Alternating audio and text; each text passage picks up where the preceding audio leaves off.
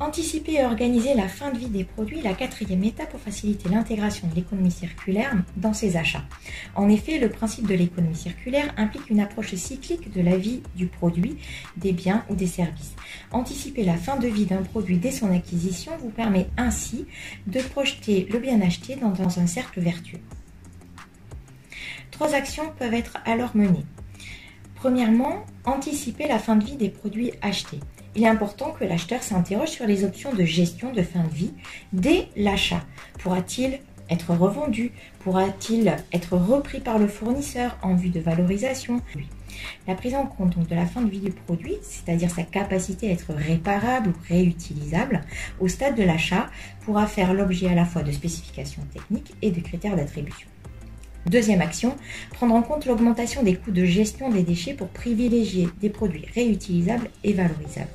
La réglementation évolue de manière à sanctionner financièrement de plus en plus fortement la non-valorisation des déchets, afin de développer aussi de nouvelles filières de recyclage. La TGAP, la taxe générale sur les activités polluantes, va considérablement augmenter dans les années qui viennent.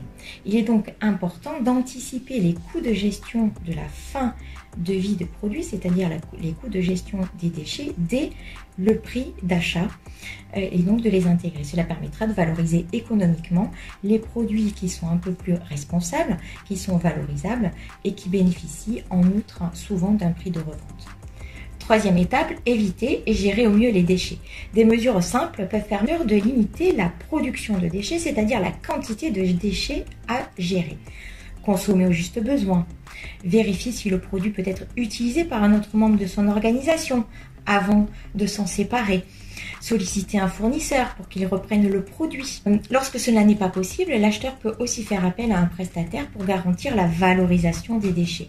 Par ce biais, un certain nombre de ressources seront recyclées ou valorisées énergétiquement par les prestataires de déchets ou les éco-organismes, faisant en plus parfois appel à l'économie sociale et solidaire.